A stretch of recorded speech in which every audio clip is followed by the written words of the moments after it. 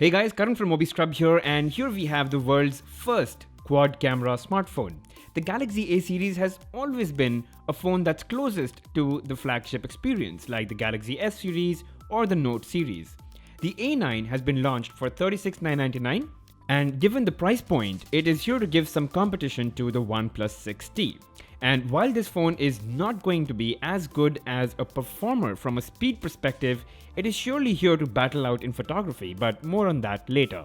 So that's the Galaxy A9 guys, and I think it looks really interesting, especially with that color gradient that Samsung's introduced for the first time. I think it's called lemonade green, and they do have another interesting color called the bubblegum pink, which would also be pretty interesting. Anyway, moving on, you get the fast charger. So there is a 3800 milliampere hour battery. You get a Type-C cable, so you get the Type-C port, which is good. And, in your earphones, they're not as bad as the ones that you get with the Galaxy J series, but they're not the AKG-tuned headphones that you get with the Galaxy S series either. And let's also open this up. So you get a soft case that you could just slap onto the back. And then there is some documentation, your quick start guide and all that. Keep that aside. The case it's transparent, which is good because then you can see the color that's at the back.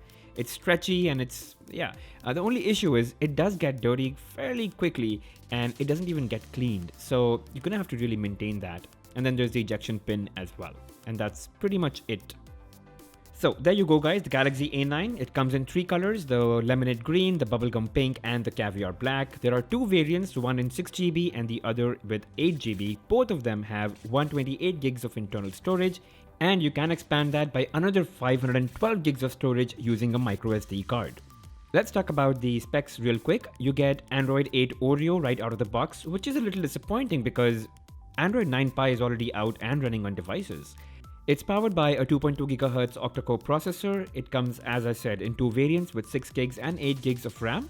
A 6.3-inch large FHD Plus display, 3800 mAh battery, Type-C port, fast charging, NFC enabled, Bixby Home, not the Bixby Assistant, and then you have the quad cameras at the back and a 24 megapixel camera in the front. And of course, we'll talk more about that later in the video.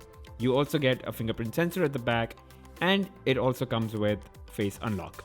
And guys, before we move on with the review, it'll be really great if you could just hit that like button, subscribe to my channel, and hit the bell icon so you never miss a video from me. Let's start with the design, and starting with the back of the device, which is extremely interesting, and Samsung has really taken a leap here to come up with this whole new gradient scheme. So really, depending on your preference, you could go for the lemonade green that you see in front of you, or there's another one which is the bubblegum pink. And if you just want to play it safe and neutral, you don't want to experiment, there is a caviar black as well. And except for the OnePlus 6T and even the OnePlus 6, there aren't many smartphones that can look that good. But the Galaxy A9, it belongs to that price band. It looks good, it feels good, and it's got this really premium look and feel to it. So I really like it.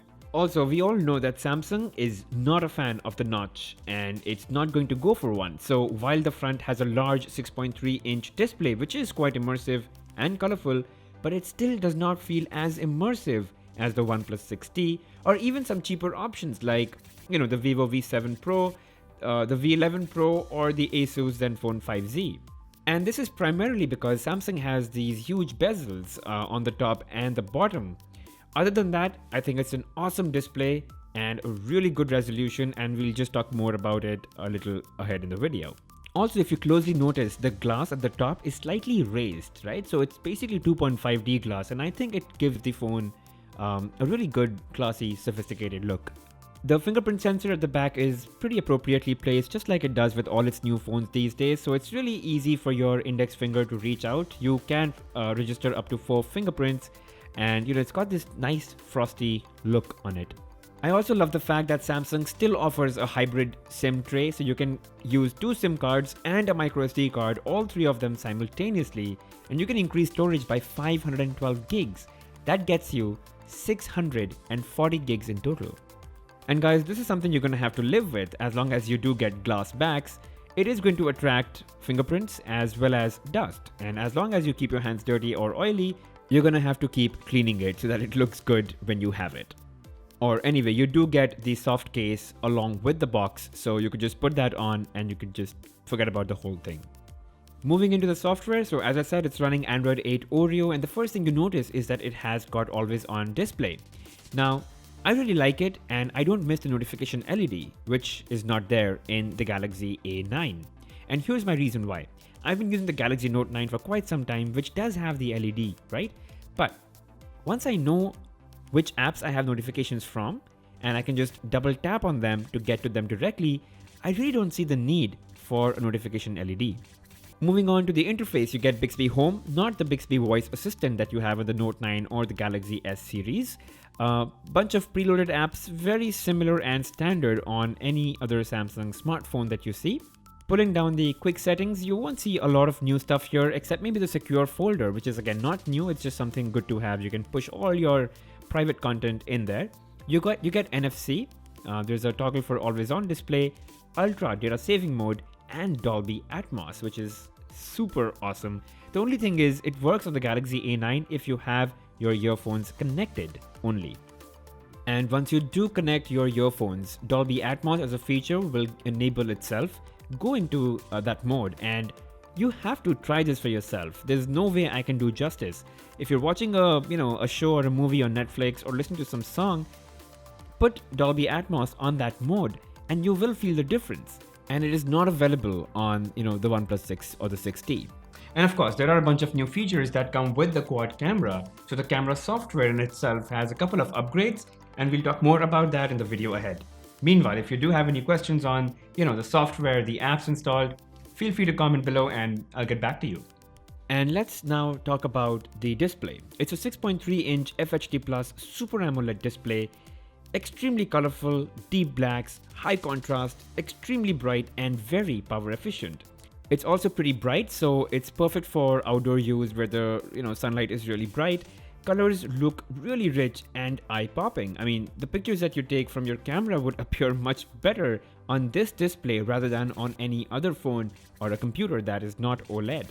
And the resolution is just really high, which leads to a pretty impressive pixels per inch density, and you can see the clarity, the sharpness on the screen right over here. I mean, it's just fabulous. So definitely one of the best displays in the market. And because it's a nice, large, colorful display, gaming on it is also a lot of fun. And why just gaming? I mean, even if you're watching a TV show or a movie on Netflix or a YouTube video, I mean, all of that is pretty good on this phone. Oh, and for all of you who care about whether Samsung Galaxy A9 has brightness, auto brightness or not, so it does. All A series smartphones do, unlike the Galaxy J and the On series. So, it will adjust to ambient lighting accordingly and reduce or increase brightness. So moving on to the performance of the Galaxy A9, and it's running off a Snapdragon 660 with 6 gigs of RAM, the variant that I have. And the real question is, how does it fare against, a device in the same range, which is the OnePlus 6T? Now, I did run a performance benchmark test, and obviously, not surprisingly, the OnePlus 6T obviously blew the charts because it is powered by the latest Snapdragon 845, which is the best in the market at the moment.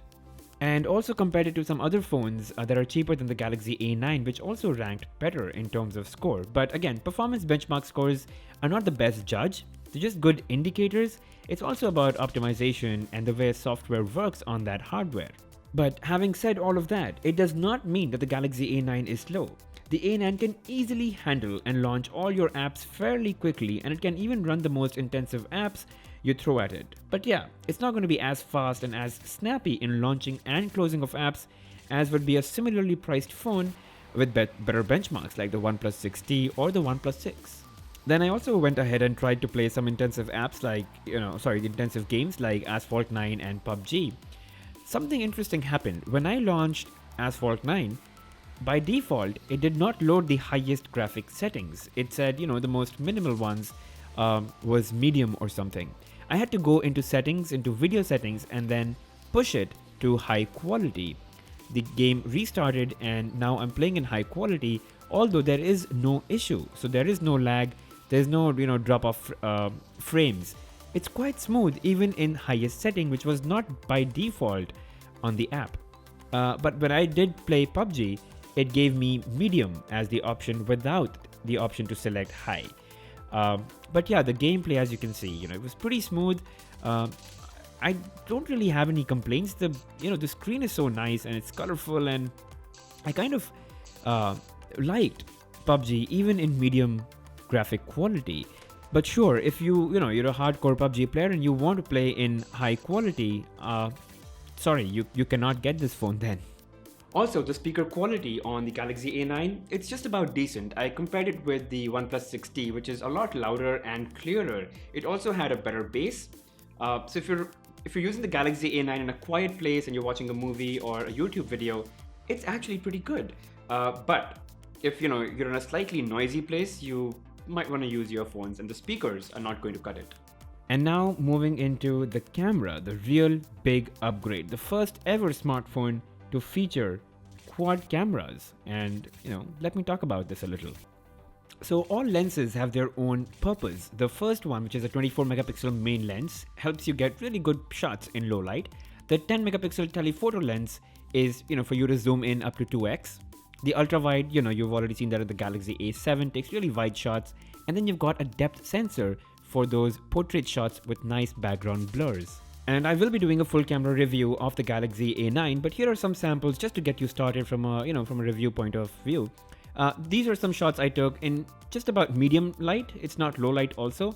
And I think these came out pretty well. I mean, I don't see a lot of pixelation. The colors were really nice, but when it's really dark and the lighting is low, pictures do undergo quite a bit of pixelation. And all that super pixel technology that Samsung talks about does not really come through in that.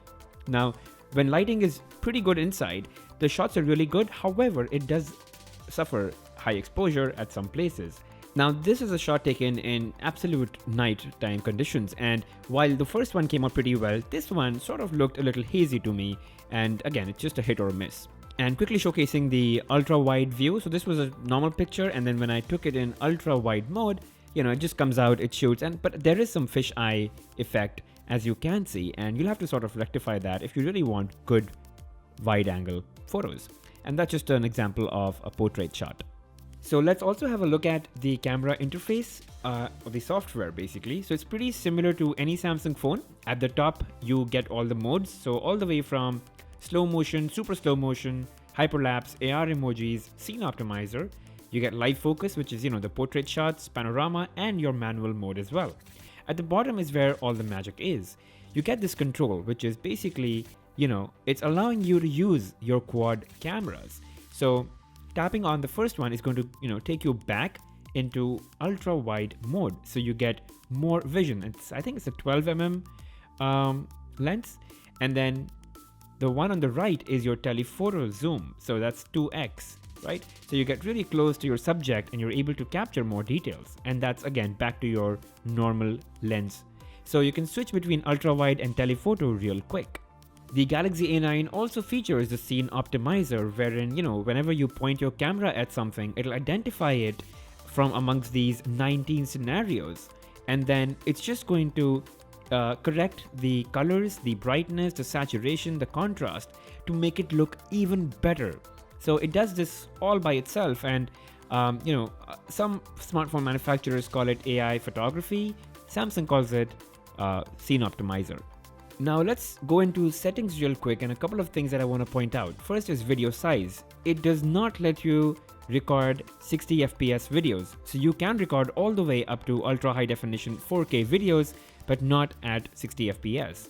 And yeah, video stabilization, there is no OIS in this entire phone, which is sort of disheartening because OP60 does. But there is some sort of video stabilization, and I think that's all governed by software. So it will detect minor wobbles and it will make it slightly better. And there is flaw detection, by the way. So you will get notified if someone is blinking or there's a blurred photo that you took accidentally. And of course, the Galaxy A9 does come with the HDR feature that you could turn to auto, which is I think the best. Also, your front camera is a 24 megapixel camera, so you can pretty much, expect really high quality, very well detailed, sharp front facing photos, as well as full HD videos. So, your video calling is going to be of great quality as well. And coming to the battery, it's got a 3800 milliampere hour battery, which is pretty amazing. It would easily last you the entire day with moderate to high usage. So I think that's a really big plus. Overall, I believe that the Galaxy A9 is a pretty decent smartphone in this price band when not compared to the pros and cons of any other smartphone, so in an absolute sense, I think it's a pretty good smartphone. Decent performance, large and gorgeous 6.3-inch display, quad cameras that offer you versatile photography options that no phone can, and an exclusive color gradient lineup this time, along with a long-lasting 3800 mAh battery with fast charging. I think all of these are really good points for a smartphone. However, the fact that it can't compete with the OnePlus 6T in terms of performance, and OnePlus 6T is way ahead when it comes to that, it's a little bit of a letdown because, both of them come at the same cost. So for someone who's looking at a powerful Android smartphone which is super fast and snappy, then I'd recommend the OnePlus 6T. And also, the Galaxy A9 does not support 60 FPS video recording in any resolution, which is sort of a letdown for me because I really look forward to, recording very smooth footage, recording moments with family, friends, and sharing it online. So I think that's really missing in this smartphone. So yeah, there you have it, guys. The Galaxy A9. If you're looking for a smartphone that's interesting to look at, feels premium, and it's got a lot of photography options to provide, I think the Galaxy A9 is a killer choice for that. I will not buy it for its performance, but I would definitely buy it for everything else. And again, even though its performance is not up to the OnePlus 6T, it's not really a slow phone. It still is good for pretty much everything that you'd want to do, just that it's not going to be all the way up there.